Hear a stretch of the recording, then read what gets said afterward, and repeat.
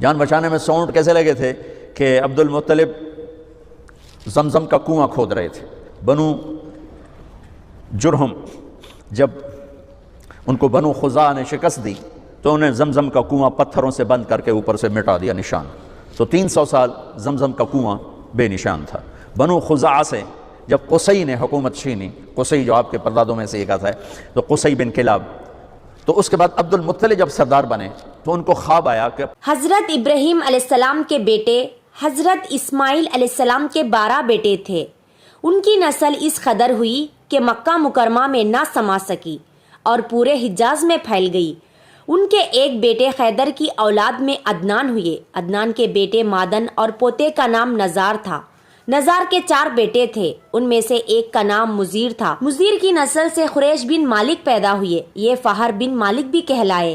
قریش کی اولاد بہت ہوئی، ان کی اولاد مختلف قبیلوں میں بٹ گئی۔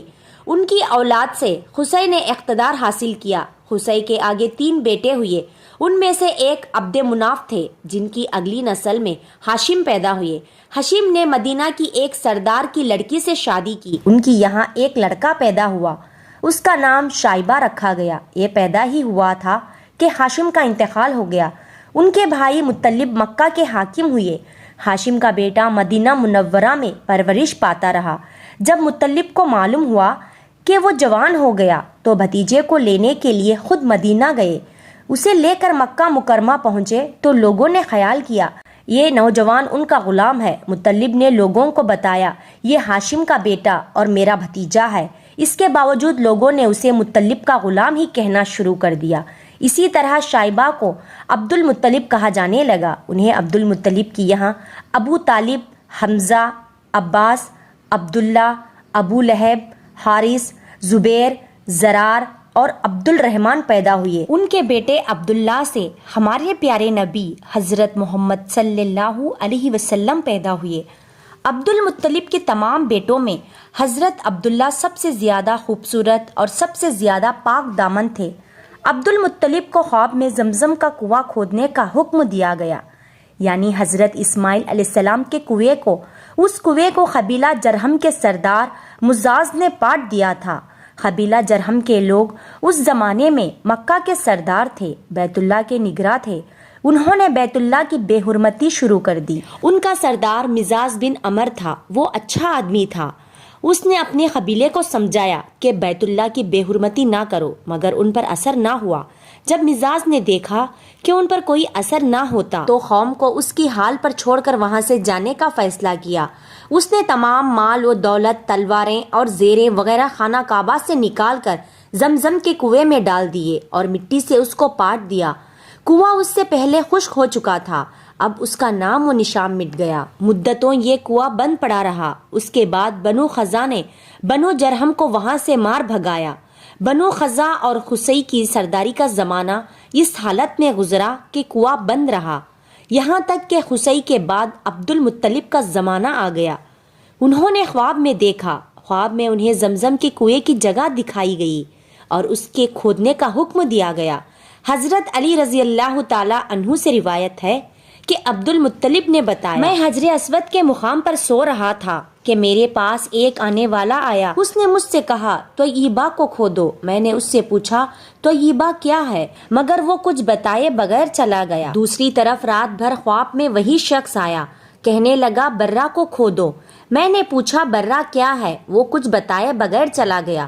تیسری رات میں اپنے بستر پر سو رہا تھا کہ پھر وہ شخص خواب میں آیا، اس نے کہا مجنونہ کھودو۔ میں نے پوچھا مجنونہ کیا ہے، وہ بتائے بغیر چلا گیا۔ اس سے اگلی رات میں پھر بستر پر سو رہا تھا کہ وہی شخص پھر آیا اور بولا زمزم کھودو۔ میں نے اس سے پوچھا زمزم کیا ہے، اس بار اس نے کہا زمزم وہ ہے جس کا پانی کبھی ختم نہیں ہوتا، جو حاجیوں کے بڑے بڑے مجموعوں کو سیراب کرتا ہے۔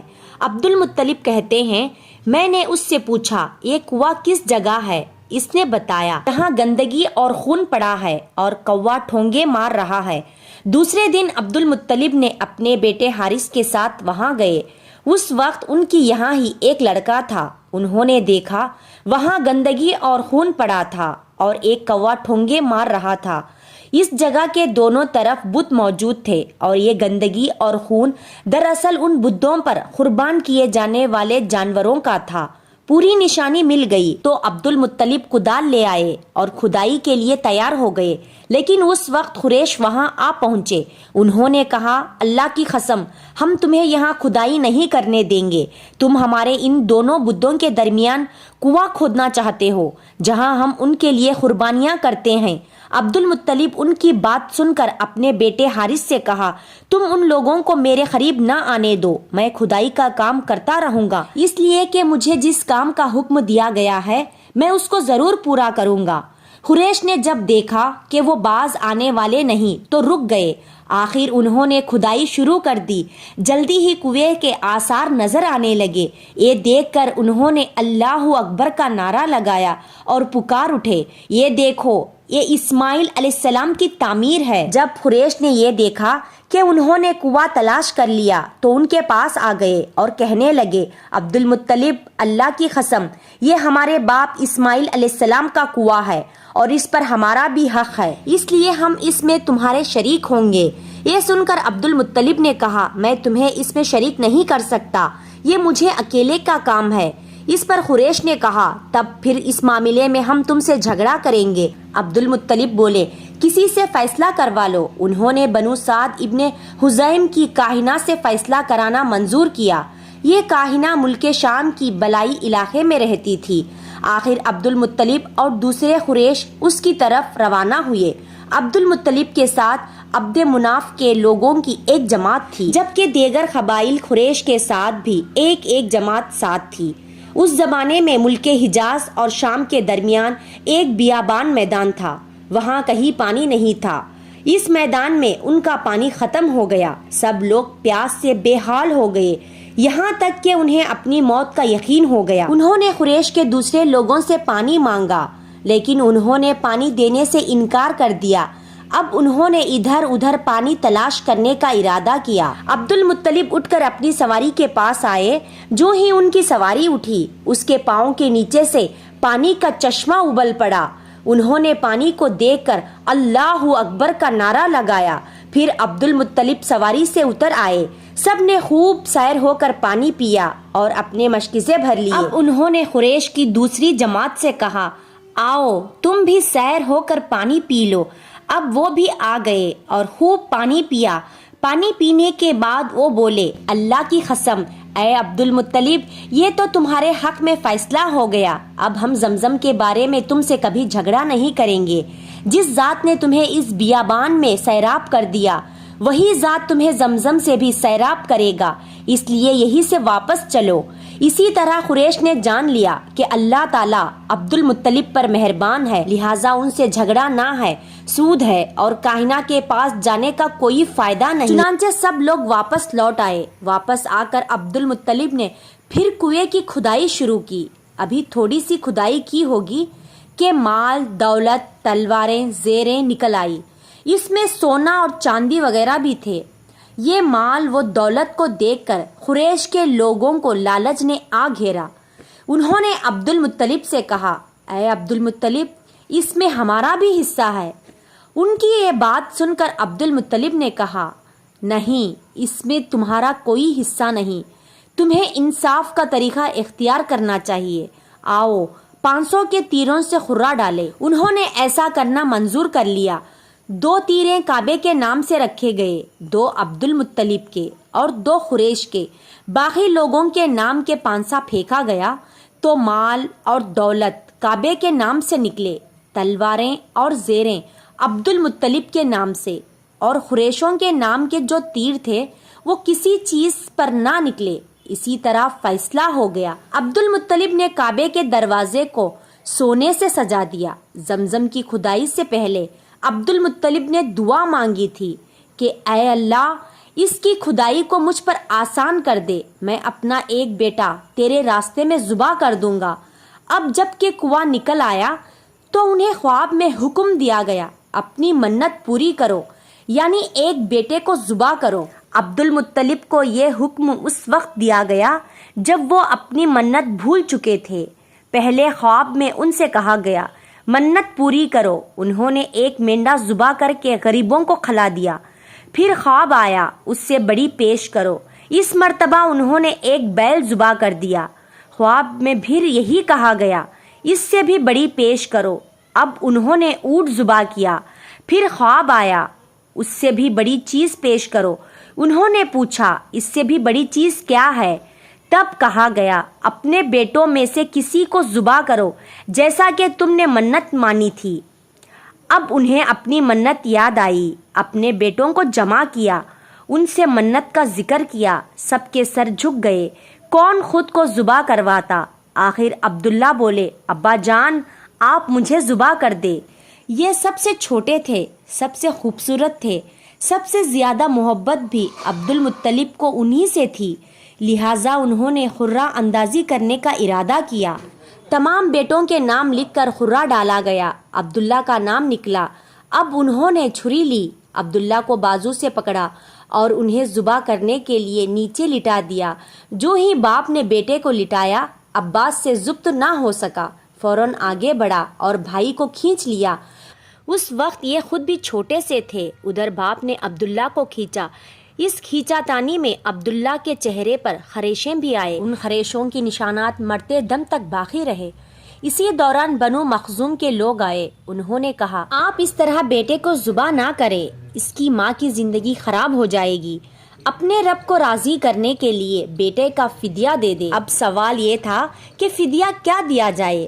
اس کی ترکیب یہ بتائی گئی کہ ایک کاغذ پر 10 اونٹ لکھے جائیں گے، دوسرے پر عبداللہ کا نام لکھا جائے گا۔ اگر 10 اونٹ والی پرچی نکلے تو 10 اونٹ قربان کر دیے جائیں گے۔ اگر عبداللہ والی پرچی نکلے تو 10 اونٹ کا اضافہ کر دیا جائے گا۔ پھر 20 اونٹ والی پرچی اور عبداللہ والی پرچی ڈالی جائے۔ اب اگر 20 اونٹ والی پرچی نکلے تو 20 اونٹ قربان کر دیے جائیں گے، ورنہ 10 اونٹ اور بڑھا دیے جائیں گے۔ اسی طرح 10-10 کر کے اونٹ بڑھاتے جائے۔ عبد المطلب نے ایسا ہی کیا، 10-10 اونٹ بڑھاتے چلے گئے۔ ہر بار عبداللہ کا نام نکلتا چلا گیا، یہاں تک کہ اونٹوں کی تعداد 100 تک پہنچ گئی۔ تب کہیں جا کر اونٹوں والی پرچی نکلی۔ اسی طرح ان کی جان کے بدلے 100 اونٹ قربان کیے گئے۔ عبد المطلب کو اب پورا اطمینان ہو گیا کہ اللہ تعالیٰ نے عبداللہ کے بدلے 100 اونٹوں کی قربانی منظور کر لی ہے۔ انہوں نے کعبہ کے پاس 100 اونٹ قربان کیے اور کسی کو کھانے سے نہ روکا۔ سب انسانوں، جانوروں اور پرندوں نے ان کو کھایا۔ امام زہری کہتے ہیں کہ عبد المطلب پہلے آدمی ہیں جنہوں نے آدمی کی جان کی قیمت 100 اونٹ دینے کا طریقہ شروع کیا۔ اس سے پہلے 10 اونٹ دیے جاتے تھے۔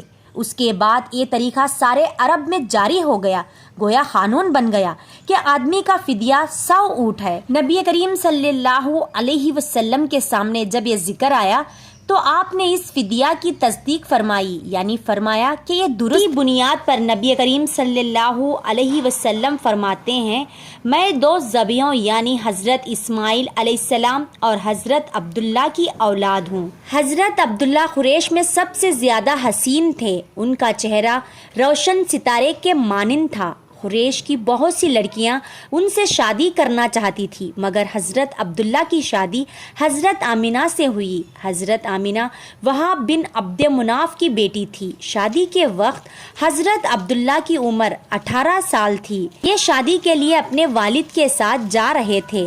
راستے میں ایک عورت کعبے کے پاس بیٹھی نظر آئی۔ یہ عورت ورقہ بن نوفل کی بہن تھی۔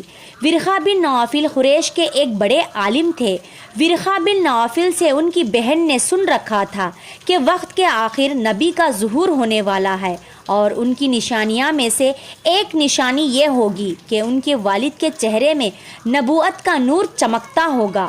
جو ہی اس نے عبداللہ کو دیکھا، فوراً اس کے ذہن میں یہ بات آئی۔ اس نے سوچا ہو نہ ہو یہ وہ شخص ہے جو پیدا ہونے والے نبی کے باپ ہوں گے۔ چنانچہ اس نے کہا، اگر تم مجھ سے شادی کر لو تو میں بدلے میں تمہیں اتنے ہی اونٹ دوں گی جتنے تمہارے جان کے بدلے میں ذبح کیے گئے تھے۔ اس پر انہوں نے جواب دیا، میں اپنے باپ کے ساتھ ہوں، ان کی مرضی کے خلاف کچھ نہیں کر سکتا، نہ ان سے الگ ہو سکتا ہوں، اور میرے والد باعزت آدمی ہیں، اپنی قوم کے سردار ہیں، بہرحال ان کی شادی حضرت آمینہ سے ہو گئی۔ آپ قریش کی عورتوں میں نسب اور مقام کے اعتبار سے افضل تھیں۔ حضرت آمینہ حضرت عبداللہ کے گھر آ گئے۔ آپ فرماتی ہیں جب میں ماں بننے والی ہوئی تو میرے پاس ایک شخص آیا، یعنی ایک فرشتہ انسانی شکل میں آیا۔ اس وقت میں جاگنے اور سونے کے درمیانی حالت میں تھی۔ اس نے مجھ سے کہا، کیا تمہیں معلوم ہے تم اس امت کی سردار اور نبی کی ماں بننے والی ہو؟ اس کے بعد وہ پھر اس وقت آیا جب نبی صلی اللہ علیہ وسلم پیدا ہونے والے تھے۔ اس مرتبہ اس نے کہا، جب تمہاری ہاں پیدائش ہو تو کہنا میں اس بچے کے لیے اللہ کی پناہ چاہتی ہوں اور ہر حسد کرنے والے کے شر اور برائی سے۔ پھر تم اس بچے کا نام محمد رکھنا، کیونکہ ان کا نام تورات میں احمد ہے اور زمین اور آسمان والے ان کی تعریف کرتے ہیں، جبکہ قرآن میں ان کا نام محمد ہے اور قرآن ان کی کتاب ہے۔ ایک روایت کے مطابق فرشتے نے ان سے یہ کہا، تم وقت کے سردار کی ماں بننے والی ہو۔ اس بچے کی نشانی یہ ہوگی کہ اس کے ساتھ ایک نور ظاہر ہوگا جس سے ملک شام اور بصرہ کے محلات بھر جائیں گے۔ جب وہ بچہ پیدا ہو جائے گا تو اس کا نام محمد رکھنا، کیونکہ تورات میں ان کا نام احمد ہے کہ آسمان اور زمین والے ان کی تعریف کرتے ہیں، اور انجیل میں ان کا نام احمد ہے کہ آسمان اور زمین والے ان کی تعریف کرتے ہیں، اور قرآن میں ان کا نام محمد ہے۔ حضرت عبداللہ کے چہرے میں جو نور چمکتا تھا، شادی کے بعد وہ حضرت آمینہ کے چہرے میں آ گیا تھا۔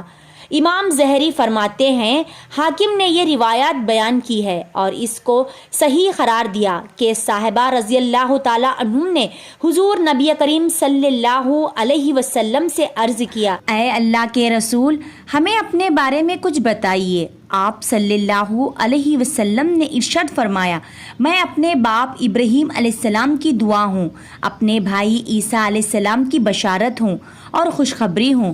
جب میں اپنے والدہ کے شکم میں آیا تو انہوں نے دیکھا گویا ان سے ایک نور ظاہر ہوا جس سے ملک شام میں بصرہ کے محلات روشن ہو گئے۔ حضرت آمینہ نے حضرت حلیمہ سعدیہ سے فرمایا تھا، میرے اس بچے کی شان نرالی ہے، یہ میرے پیٹ میں تھے تو مجھے کوئی بوجھ اور تھکان محسوس نہیں ہوئی۔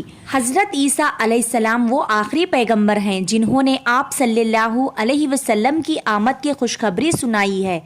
اس بشارت کا ذکر قرآن میں بھی ہے۔ سورہ صف میں اللہ تعالیٰ فرماتے ہیں، اور اسی طرح وہ وقت بھی قابل ذکر ہے جبکہ عیسیٰ ابن مریم علیہ السلام نے فرمایا کہ اے بنی اسرائیل، میں تمہارے پاس اللہ کا بھیجا ہوا آیا ہوں کہ مجھ سے پہلے جو تورات آ چکی ہے اس کی تصدیق کرنے والا ہوں، اور میرے بعد جو ایک رسول آنے والے ہیں ان کا نام مبارک احمد ہوگا، میں ان کی بشارت دینے والا ہوں۔ اب چونکہ حضرت عیسیٰ علیہ السلام یہ بشارت سنا چکے تھے، اس لیے ہر دور کے لوگ آپ صلی اللہ علیہ وسلم کی آمد کا بے چینی سے انتظار کر رہے تھے۔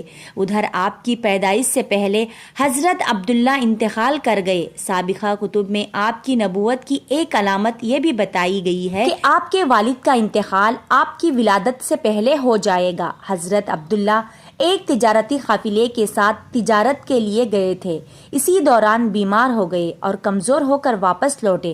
قافلہ مدینہ منورہ سے گزرا تو حضرت عبداللہ اپنے ننھیال یعنی بنو نجار کی یہاں ٹھہرے۔ ان کی والدہ بنو نجار سے تھی، 1 ماہ تک بیمار رہے اور انتقال کر گئے، انہیں یہی دفن کر دیا گیا۔ تجارتی قافلہ جب حضرت عبداللہ کے بغیر مکہ مکرمہ پہنچا اور عبد المطلب کو پتہ چلا کہ ان کے بیٹے عبداللہ بیمار ہو گئے ہیں اور مدینہ منورہ میں اپنے ننھیال میں ہیں، تو انہیں لانے کے لیے عبد المطلب نے اپنے بیٹے زبیر کو بھیجا۔ جب یہ وہاں پہنچے تو عبداللہ کا انتقال ہو چکا تھا۔ مطلب یہ کہ آپ صلی اللہ علیہ وسلم اس دنیا میں اپنے والد کی وفات کے چند ماہ بعد تشریف لائے۔ حضرت ابن عباس رضی اللہ تعالیٰ عنہ کہتے ہیں کہ حضور نبی اکرم صلی اللہ علیہ وسلم اس دنیا میں تشریف لائے تو آپ کے آول نال کٹی ہوئی تھی۔ آول نال کو بچہ پیدا ہونے کے بعد دایا کاٹتی ہے۔ آپ ختنہ شدہ پیدا ہوئے۔ عبد المطلب یہ دیکھ کر بے حد حیران ہوئے اور خوش بھی۔ وہ کہا کرتے تھے، میرا بیٹا نرالی شان کا ہوگا۔ آپ کی پیدائش سے پہلے مکہ کے لوگ خشک سالی اور قحط کا شکار تھے۔ لیکن جو ہی آپ کے دنیا میں تشریف لانے کا وقت قریب آیا، بارشیں شروع ہو گئی، خشک سالی دور ہو گئی، درخت ہرے بھرے ہو گئے، زمین پر سبزہ ہی سبزہ نظر آنے لگا۔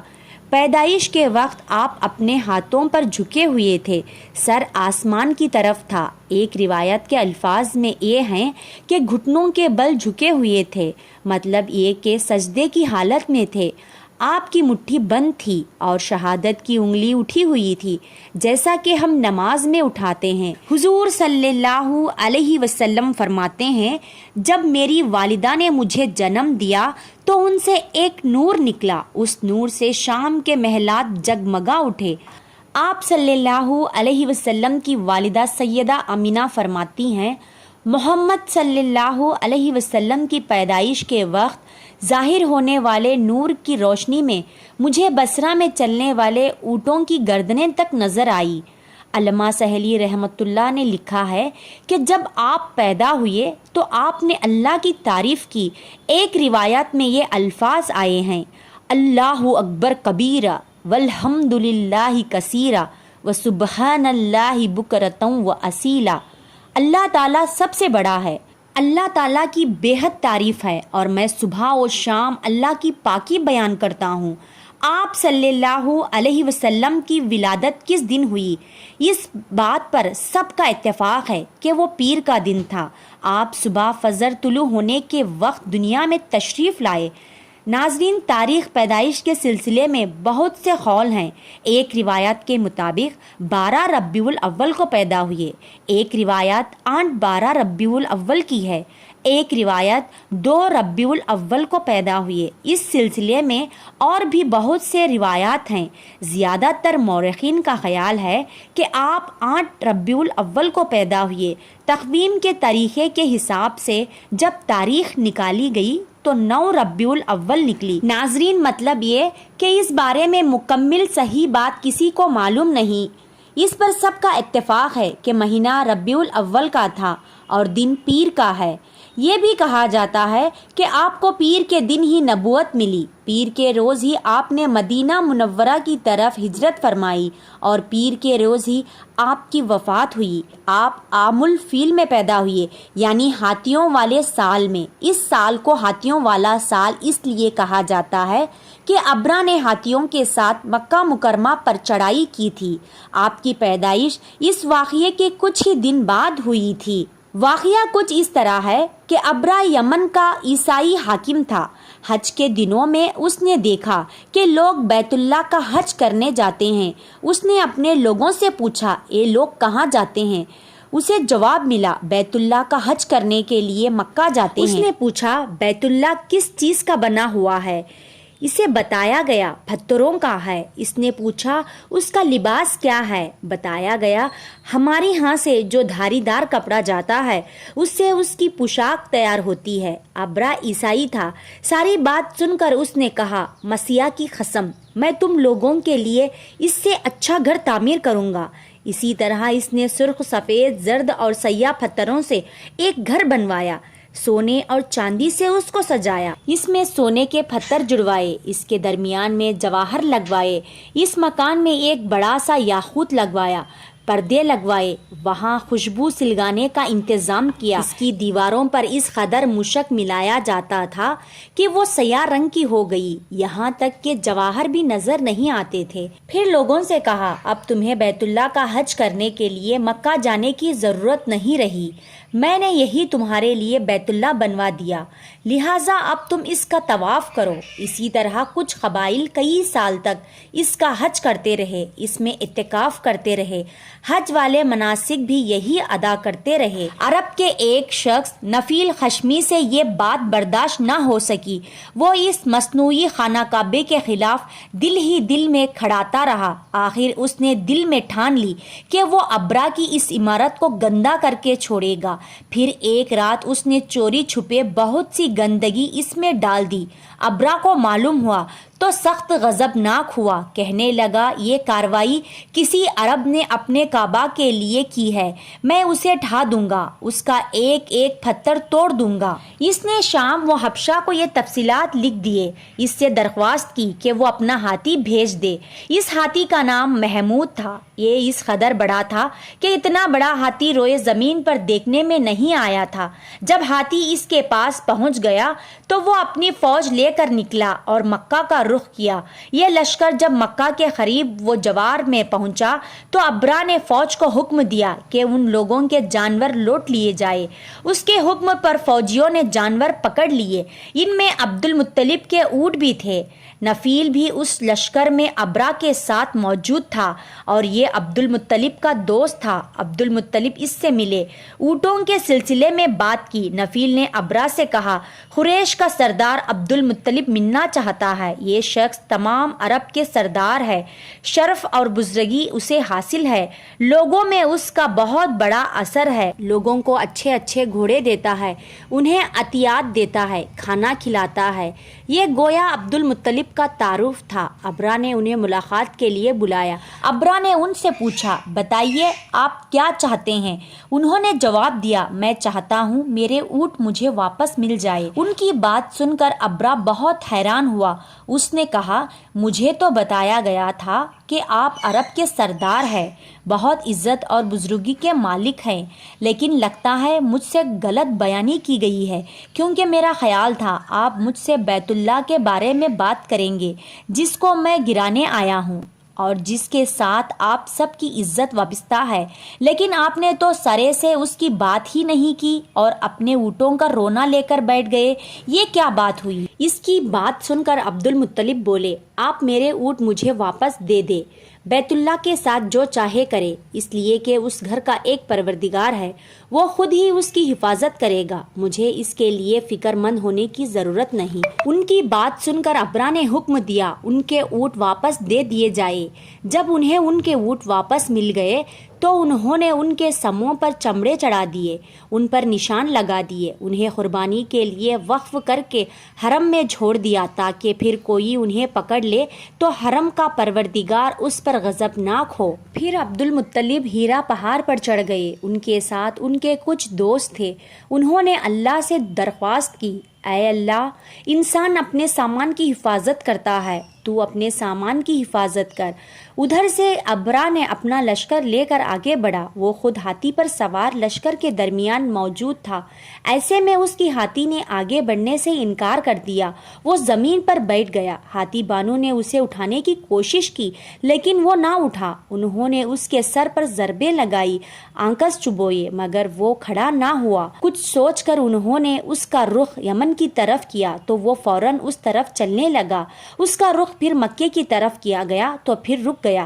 ہاتھی بانو نے یہ تجربہ بار بار کیا۔ آخر ابرا نے حکم دیا ہاتھی کو شراب پلایا جائے تاکہ نشے میں اسے کچھ ہوش نہ رہ جائے اور ہم اسے مکے کی طرف آگے بڑھا سکیں۔ چنانچہ اسے شراب پلائی گئی لیکن اس پر اس کا کوئی اثر نہ ہوا۔ اور پھر اللہ تعالیٰ نے پرندوں کے جھنڈ بھیج دیے۔ ان میں سے ہر پرندے کی چونچ میں پتھر کے 3 ٹکڑے تھے۔ یہ پتھر پرندوں نے ابرا کے لشکر پر گرانے شروع کیے۔ جو ہی یہ پتھر ان پر گرے ان کے ٹکڑے ٹکڑے ہو گئے، بالکل اسی طرح جیسے آج کسی جگہ اوپر سے بام گرایا جائے تو جسموں کے ٹکڑے اڑ جاتے ہیں۔ ابرا کا ہاتھی محمود البتہ ان کنکریوں سے محفوظ رہا، باقی سب ہاتھی تہس نہس ہو گئے۔ یہ ہاتھی 13 ات تھے، سب کے سب کھائے ہوئے نحوست کے مانند ہو گئے، جیسا کہ سورۃ الفیل میں آتا ہے۔ ابرا اور اس کے کچھ ساتھی تباہی کا یہ منظر دیکھ کر بری طرح بھاگے، لیکن پرندوں نے ان کو بھی نہ چھوڑا۔ ابرا کے بارے میں طبقات میں لکھا ہے کہ اس کے جسم کا ایک ایک اعضاء الگ ہو کر گرتا چلا گیا، یعنی وہ بھاگ رہا تھا اور اس کے جسم کا ایک ایک حصہ الگ ہو کر گر رہا تھا۔ دوسری طرف عبد المطلب اس انتظار میں تھے کہ کب حملہ ہوتا ہے، لیکن حملہ آور جب مکے میں داخل نہ ہوئے تو وہ حالات معلوم کرنے کے لیے نیچے اتر آئے، مکے سے باہر نکلے تب انہوں نے دیکھا سارا لشکر تباہ ہو چکا ہے، خوب مال غنیمت ان کے ہاتھ لگا، بے شمار سامان ہاتھ آیا، مال میں سونا چاندی بھی بے تحاشا تھا۔ لشکر میں سے کچھ لوگ ایسے بھی تھے جو واپس نہیں بھاگے تھے، یہ مکے میں رہ گئے تھے۔ ان میں ابرا کے ہاتھی کا مہاوت بھی تھا جو محمود کو آگے لانے میں ناکام رہا تھا۔ ہمارے نبی حضرت محمد صلی اللہ علیہ وسلم اس واقعے کے چند دن بعد پیدا ہوئے۔ آپ جس مکان میں پیدا ہوئے وہ صفا پہاڑی کے قریب تھا۔ حضرت کعب ابا رضی اللہ تعالی عنہ روایت کرتے ہیں کہ میں نے تورات میں پڑھا تھا کہ رسول اللہ صلی اللہ علیہ وسلم کی پیدائش مکے میں ہوگی۔ یہ کعب پہلے یہودی تھے، اس لیے تورات پڑھا کرتے تھے۔